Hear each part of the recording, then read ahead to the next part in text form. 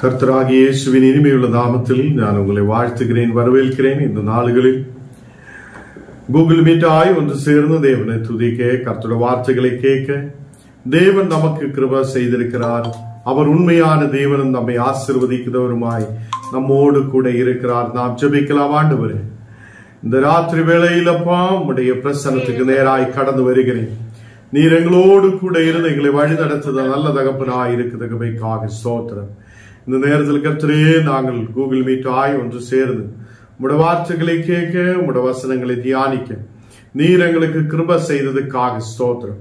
நீரே பரிசுத்தர், நீர் எப்போது எங்களோடு கூட இருக்குதவர், எங்களை கரம் பிடிச்சு வழி நடத்துத தேவனாய் இருக்குத கபைக்காக ஸ்தோத்திரம். ஆண்டவரே, இன்னைக்குப்பா வந்திருக்கிற ஒவ்வொரு பிள்ளைகள மேலும் உமது பிரசன்னம் ஊற்றப்படுத கபைக்காக ஸ்தோத்திரம். தெய்வீக வல்லமை இறங்குத கபைக்காக ஸ்தோத்திரம். இந்த மக்கள் ஆசீர்வாதத்தோடு விடுதலோடு தேவனே சௌக்கியத்தோடு இந்த தேசத்தில் ஆயிருக்க நீர் கிருபை செய்ததுக்காக ஸ்தோத்திரம். எங்களை முற்றிலும் தாழ்த்துகிறேன், ஒப்பு கொடுக்கிறேன் இயேசுவின் நாமத்தில். ஆமேன், ஆமேன். கர்த்தர் நம்மோடு கூட இருந்து நம்மை ஆசீர்வதித்து வழி நடத்துத நல்ல தகப்பனாயிருக்கிறார். மத்தேயு 25 அதிகாரம் അതിന്റെ 31 വസനം നാം വാസിக்கலாம். മത്തയിയു 25 அதிகாரம் അതിന്റെ 31 വസനം. அன்றையும் மனுஷகுமாரன் தமது மகிமையின் பொருந்தினவராய் சகல பரிசுத்த தூதர்களோடு கூட வரும்போது தமது மகிமையுள்ள சிங்காசனத்தின் மேல் வீற்றிருப்பாய். இங்கு கர்த்தருடைய வருகையை குறித்து அங்கே சொல்லப்படுகிறார்.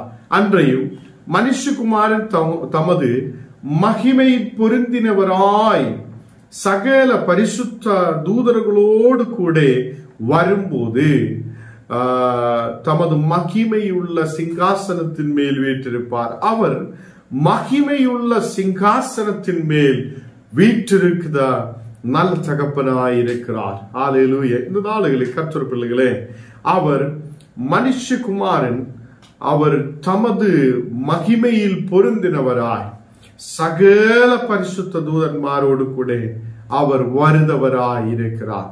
இயேசு கிறிஸ்து இந்த உலகத்தில் இனியும் அவர் வருவார்.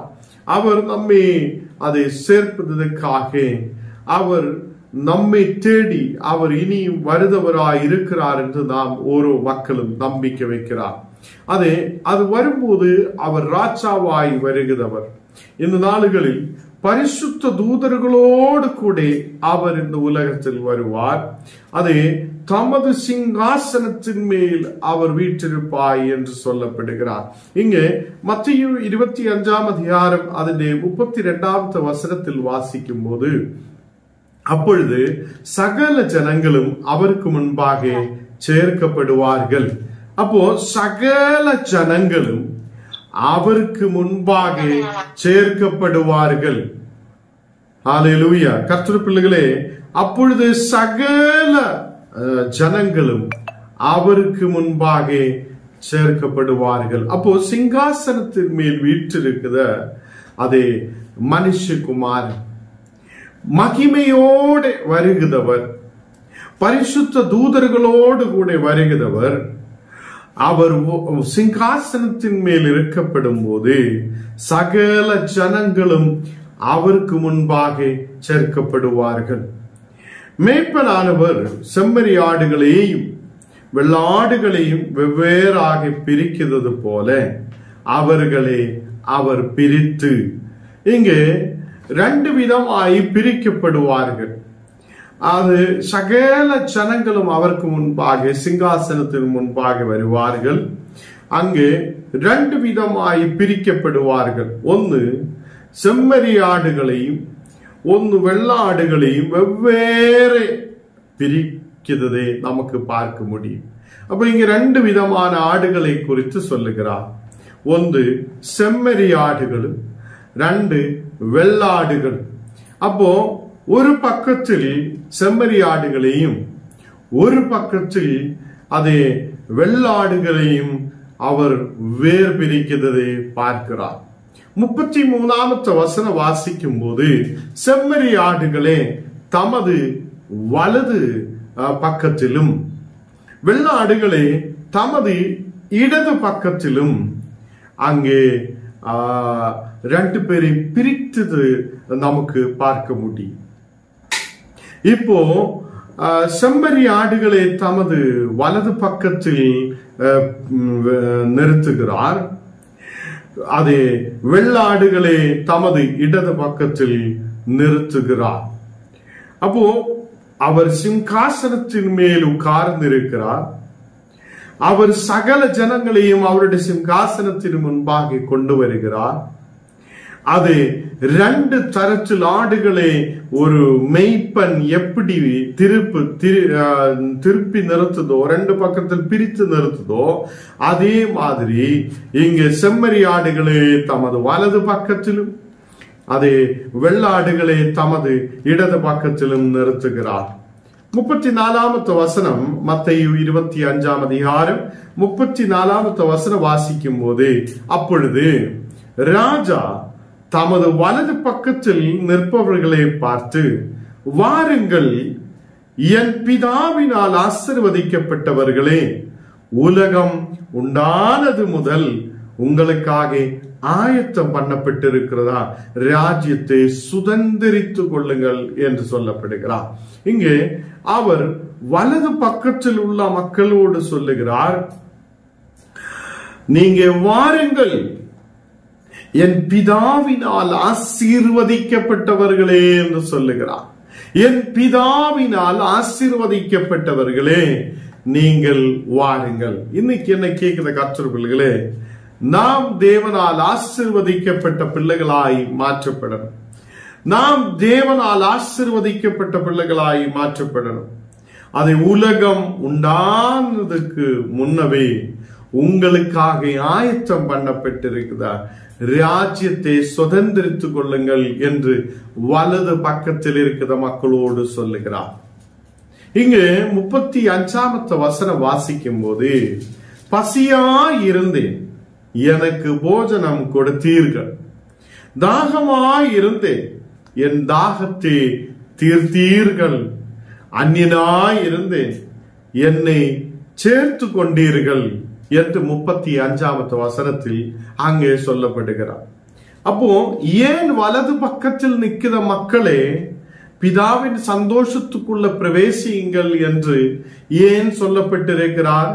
அவர்கள் அதே நான் பசியோடு இருந்த போது எனக்கு போஜனம் கொடுத்தவராய் இருக்கிறார் என்றும், நான் தாகமாய் இருக்கும் போது எனக்கு தாகத்தை தீர்த்தவர்களாய் வலது பக்கத்தில் இருந்த மக்கள் ஆயிருக்கிறார் என்றும், அந்நியனாய் இருந்த நேரத்தில் நீங்கள் என்னை சேர்த்து கொண்டிருக்கிறார் என்றும் அங்கே சொல்லப்படுகிறார். வஸ்திரம் இல்லாதிருந்தேன், எனக்கு வஸ்திரம் நீங்கள் கொடுத்தீர்கள். வியாதியாய் இருந்தேன், என்னை விசாரிக்க வந்தீர்கள். காவலில் இருந்தேன், என்னை பார்க்க வந்தீர்கள் என்று இங்கே சொல்லப்படுகிறார். அப்போ மக்கள், ஆண்டவரே நீ எப்போ பசியோடு இருந்திருக்கிறார், நீர் எப்போ தாகத்தோடு இருந்திருக்கிறார், நீர் எப்போ வஸ்திரம் இல்லாத இருந்திருக்கிறார் என்ற ஒரு கேள்வியை எழுப்புகிறார். அப்போ வலது பக்கத்தில் நிற்கிற மக்கள் அவங்க பிதாவினால் ஆசீர்வதிக்கப்பட்டவர்கள். அவர்களுக்கு உலகம் உண்டானது முதல் உங்களுக்காக ஆயத்தம் பண்ணப்பட்டிருக்குதா அந்த ராஜ்யத்தை சுதந்திரித்துக் கொள்ளுங்கள் என்று அதை சொல்லப்படுகிறார்.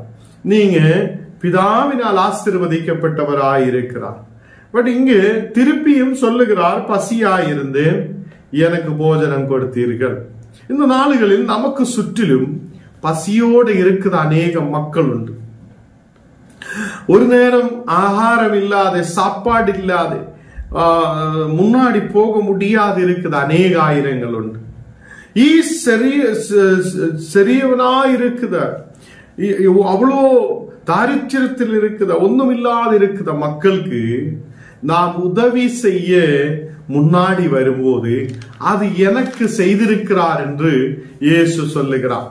அப்போ இவர் கேட்கிறார், மக்கள் கேட்கிறார், நீ எப்ப தாகத்தோட இருந்திருக்கிறார், நீ எப்போ பசியோட இருந்திருக்கிறார், உனக்கு எப்போ அதே கஷ்டமான நிலைமை இருந்திருக்கிறார் என்று கேட்கும் போது எப்பவுமே வஸ்திரம் இல்லாதவராய் பார்த்திருக்கிறேன் என்னெல்லாம் கேட்கும் போது 39 வசனத்தில் 39-40 வசனங்கள் பார்க்கும் போது எப்போதுமே வியாதி உள்ளவராகியும் காவல் இருக்கிறவராகியும் கண்டேன் என்று கேட்கிறார்.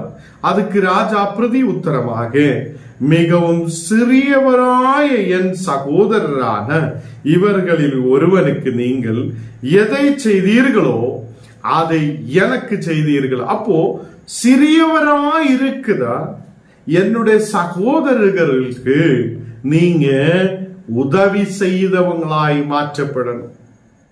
அப்போ நமக்கு சுற்றிலும் அநேக மக்கள் இருக்கிறார். ஒரு நேரத்தை சாப்பாடின் வழி இல்லாத இருக்கிறவங்க இருக்கலாம். நமக்கு கர்த்தர் சாப்பாடை கொடுத்திருக்கலாம்.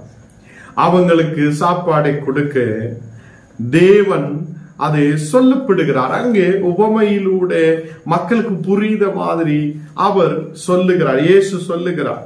அப்போ என் சகோதரர்களுக்கு, சிறியவராய் இருக்கிற என் சகோதரர்களுக்கு நீங்க உணவை கொடுக்கிறவங்களாய் மாற்றப்படணும்.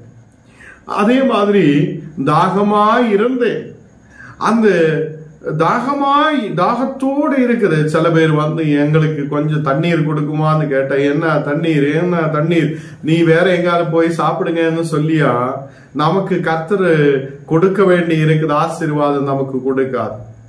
அவங்களுக்கு தண்ணீரை கொடுத்து நாம் அவங்களுக்கு தண்ணீரை கொடுக்கும் போது அது தேவனுக்கு நாம் செய்யப்பட்டிருக்கிறது என்று நினைவு கூறட்டும். அதே மாதிரி அந்நியனாய் இருந்த நேரத்தில் நீர் என்னை சேர்த்து கொண்டிருக்கிறார். அந்நிய பரதேசியுமாய் இருக்கிற மக்கள் உண்டு. அவங்களுடைய தேசத்தை விட்டு நம்ம தேசத்துக்கு வந்து இருக்கிற அந்நியனும் பரதேசியுமாய் இருக்கிற மக்களை சேர்த்து கொள்ளுதவராய் நாம் மாற்றப்படட்டும். வஸ்திரம் இல்லாதவனுக்கு நாம் வஸ்திரத்தை கொடுக்கிறவங்களாய் மாற்றப்படட்டும். வியாதியோடு இருக்கிறவனுக்கு நாம் ஒரு ஆறுதலாய் இருக்கட்டும். விசாரிக்கிறவனாய் இருக்கட்டும். காவலில் இருக்கிறவனுக்கு நாம் அவங்களை பார்க்க கடந்து செல்லட்டும். யாரும் இல்லாத இருக்கிற மக்களுக்கு நாம் ஒரு உதவியாய் இருக்க வேண்டும் என்று இங்கே கர்த்தர் சொல்லுகிறார். அப்பதான் பிதாவினால் ஆசீர்வதிக்கப்பட்டவராய் நமக்கு மாற்ற முடியும். ஏதோ 2 மணி நேரம் சபைக்குள்ள போய் உட்கார்ந்து ஏதோ நம்ம கொஞ்ச நேரம் ஏதோ கர்த்தரை துதித்து என்று சொல்லி கர்த்தரால் ஆசீர்வதிக்கப்பட்டவராய் மாற முடியாது. நாம் நமக்கு சுற்றிலும் உள்ள சிறியவராய் இருக்கிற மக்களுக்கு உதவி செய்தவங்களாய், அவங்களை சேர்த்து கொள்ளுதவங்களாய், அவங்களுக்காக நிற்குதவங்களாய், உதவி செய்த மக்களாய் முன்னாடி வரும்போது கர்த்தர் உங்களை ஆசீர்வதிப்பார். நாம் இங்கே கேட்டுக்கொண்டிருக்கிற சில மக்கள் அநேகருக்கு உதவி செய்தவங்களாயிருக்கு. ஊழியக்காருக்கு உதவி செய்தவங்க, அதை ஒண்ணுமில்லாத இருக்கிற மக்களுக்கு உதவி செய்தவங்க, அதுக்கு கர்த்தர் உங்களுக்கு பலனை கொடுப்பார். கர்த்தரால் ஆசீர்வதிக்கப்பட்டவராய் நீங்க மாற்றப்படுவார்கள். கர்த்தரால் ஆசீர்வதிக்கப்பட்ட மக்களாய் நீங்க மாற்றப்படுவார்கள். அப்போ இங்கே 40ஆம் வசனத்தில் வாசிக்கும் போது அதுக்கு ராஜா பிரதி உத்தரமாக, மிகவும் சிறியவராய் என் சகோதரனாய் இவர்களில் ஒருவனுக்கு நீங்கள் எதை செய்தீர்களோ அதை எனக்கு செய்தீர்கள் என்று மெய்யாகவே உங்களுக்கு சொல்லுகிறேன் என்று சொல்லுகிறார். இப்போ வலது பக்கத்தில் இருக்கிற மக்கள் ஆசீர்வதிக்கப்பட்டவங்களாய் மாற்றப்படுகிறார். வலது பக்கத்தில் இருக்கிற மக்கள் தேவனால் ஆசீர்வதிக்கப்பட்ட, பிதாவினால் ஆசீர்வதிக்கப்பட்ட மக்களாய் மாற்றப்படுகிறார். அவங்க அநேகருக்கு உதவி செய்திருக்கிறார். அவங்களுக்கு தெரியாமலேயும் தெரியாமல் அவங்க நிறைய பேருக்கு உதவி செய்திருக்கிறார். அவங்களை கேள்வி எழுப்புகிறார், ஆண்டவரே எப்போ உனக்கு நாங்கள் உதவி செய்திருக்கிறார்? எப்போ நாங்கள் உனக்கு தண்ணீரை கொடுத்திருக்கிறார்? எப்போ நாங்கள் உனக்கு சாப்பாடை கொடுத்திருக்கிறார்? எப்போ நாங்கள் உனக்கு அதை வஸ்திரத்தை கொடுத்திருக்கிறார் என்று ஒரு கேள்வி எழுப்பும் போதுதான் ஆண்டவர் சொல்லுகிறார், சிறியவராய் இருக்கிற என் சகோதரர்களுக்கு நீங்க பாருங்க, கர்த்தர் சொல்லுத வார்த்தை என் சகோதரர்கள், நீங்களும் ஞானும் எல்லாம் கர்த்தருடைய சகோதரர்களாய் இருக்கிறேன்.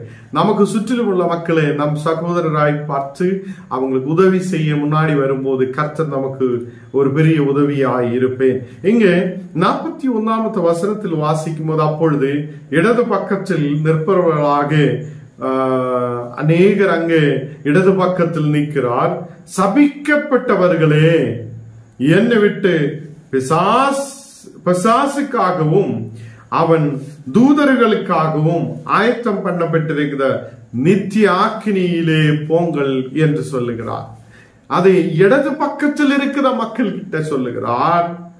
நீங்க சபிக்கப்பட்டவர்களாயிருக்கிறேன், நீங்க யாருக்கும் உதவி செய்யாதவங்களாயிருக்கிறேன், நீங்க யாருக்கும் ஒரு தண்ணீரை கொடுக்காதவங்களாயிருக்கிறேன், நீங்க சாப்பாடை கொடுக்காதவங்களாயிருக்கிறேன், நீங்க வஸ்திரத்தை கொடுக்காதவங்களாயிருக்கிறேன், விசாரிக்காதவங்களாயிருக்கிறேன். அதனாலே நீங்க பிசாசுக்காகவும் அவன் தூதர்களுக்காகவும் ஆயத்தம் பண்ணப்பட்டிருக்கிற இடத்துக்கு நித்திய ஆக்கினிக்குள்ள நீங்க கடந்து செல்லுங்கள் என்று சொல்லப்படுகிறார். அப்ப கர்த்தருடைய பிள்ளைகளே, நாம் இந்த உலகத்தில் ஆயிருக்கும் போது நமக்கு சில காரியங்கள் செய்ய வேண்டி இருக்கிறார். நாம் கர்த்தருக்காக சில காரியங்கள் செய்ய வேண்டி இருக்கிறார். தேவன் நமக்கு கொடுக்கப்பட்டிருக்கிற செல்வங்கள், நமக்கு கொடுக்கப்பட்டிருக்கிற நேரங்கள் கர்த்தருக்காக பயன்படுத்துறவங்களாய் மாற்றப்படட்டும். நாம் சபிக்கப்பட்டவராய் மாற்றப்படக்கூடாது. நாம் அநேகருக்கு உதவிகளாய் இருக்க கர்த்தர் நமக்கு கிருபை செய்வார். அதே இடது பக்கத்தில் நிற்கிற மக்களே பார்த்து சொல்லுகிறார், நீங்க உங்களுக்காக ஆயத்தம் பண்ணப்பட்டிருக்கிறார், பிசாசுக்காகவும் பிசாசின் தூதர்களுக்காகவும் ஆயத்தம் பண்ணப்பட்டிருக்கிறார், அந்த நித்திய அக்கினியிலே நீங்க போங்கள் என்று சொல்லுகிறார். அப்பதான் அந்த மக்கள் கேட்கிறார்.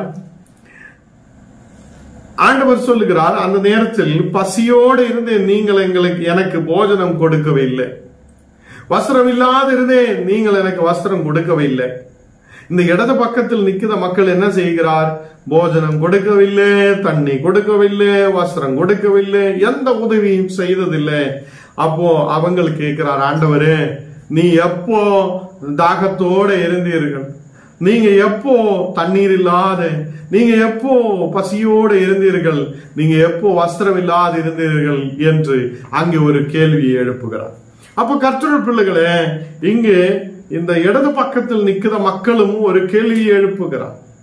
அப்போ 45வது வசனத்தில், அப்பொழுது அவர்களுக்கு பிரதி உத்தரமாக, மிகவும் சிறியவர்களாகிய இவர்களில் ஒருவனுக்கு நீங்கள் எதை செய்யாதிருந்தீர்களோ அதை எனக்கு செய்யாதிருந்தீர்கள் என்று சொல்லுகிறார். அப்போ கர்த்தருக்கு நம்ம ஏதாவது செய்ய விரும்புதுன்னா நமக்கு சுற்றிலும் உள்ள மக்களுக்கு ஏதாவது செய்யுங்க. நமக்கு நம்ம பார்க்கிற உதவியற்றவர்களாய் இருக்கிற மக்களுக்கு ஏதாவது செய்யும் போது அது கர்த்தருக்கு செய்த மாதிரி இருக்கிறார் என்று தேவன் சொல்லுகிறார். அப்போ இங்க 46வது வசனம் வாசிக்கும் போது, அந்தபடி இவர்கள் நித்திய அக்கினியே அடையவும், நீதிமான்களோ நித்திய ஜீவனே அடையவும் போவார்கள் என்றார். அப்போ உதவி செய்யாதவங்களாய் இருக்கிற மக்கள், கர்த்தருக்கு பிரியமாய் நடக்காது இருக்கிற மக்கள் நித்திய அக்கினியே அடையும் என்று சொல்லப்படுகிறார். அப்ப கர்த்தர் பிள்ளைகளே, இங்கே இந்த வசனத்தில் இயேசு சொல்லப்படுகிறார், நீங்க ஆராதனைக்கு போகாது இருக்கிறதோ, ஜபிக்காது இருக்கிறதோ, நீங்க அங்க போதோ இங்க போதோ ஒன்னும் இங்க சொல்லப்பட்டதில்லை. இங்க என்ன சொல்லப்படுகிறார்? ഞാൻ പസിയോടെ ഇരുന്നിരിக்கிறேன், ഞാൻ ദാഹത്തോടെ ഇരുന്നിരിக்கிறேன், ഞാൻ உதவியற்றவராய் இருந்திருக்கிறேன், ഞാൻ வஸ்திரமில்லாതെ இருந்திருக்கிறேன். யாரெல்லாம் அது உதவி செய்திருக்குதோ, என் சகோதரர்களுக்கு உதவி செய்திருக்கிறோம், அவங்களெல்லாம் நித்திய ஜீவனிலேக்கு பிரவேசிக்கிறவராயிருப்பார். அப்ப நித்திய ஜீவனிலேக்கு பிரவேசிக்கிறவராய் நாம் மாற்றப்படணும் என்றால், அநேக நமக்கு சுற்றிலும் உள்ள மக்களுக்கு உதவியாய் நாம் காணப்படட்டும், உதவியாய் இருக்கப்படட்டும். நீதிமான்களோ நித்திய ஜீவனே அடையும். அப்ப நீதிமான்களாய் நாம் மாற்றப்பட கர்த்தர் நமக்கு கிருபை செய்வார். இந்த ராத்திரி காலம் நாம் எல்லாரும் கண்ணுகளை மூடி நாம் ஜெபிக்கலாம். ஆண்டவரே, இந்த ராத்திரி வேளையிலப்பா உம்முடைய பிரசன்னத்துக்கு நேராய் கடந்து வருகிறேன். இன்னைக்கு கூகுள் மீட்ல யூடியூப்லோட யாரெல்லாம் இந்த வசனங்கள் கேட்கிறோம், இந்த மக்கள் மேல் கர்த்தருடைய வல்லமை இப்போது ஊற்றப்படட்டும். தேவனே, நாங்களும் அநேக பசியோடு தாகத்தோடு அநேக பிரச்சனைகளோடு இருக்கிற மக்களுக்கு ஒரு ஆறுதலாய் மாற்றப்பட, ஒரு உதவியாய் மாற்றப்பட, அதிலோடு நாங்கள் கிறிஸ்துவே பார்க்கப்பட நீர் எங்களுக்கு கிருபை செய்ததுக்காக ஸ்தோத்திரம். இன்னைக்கு இந்த வசனத்தை நீர் கொடுத்துகிறேன்.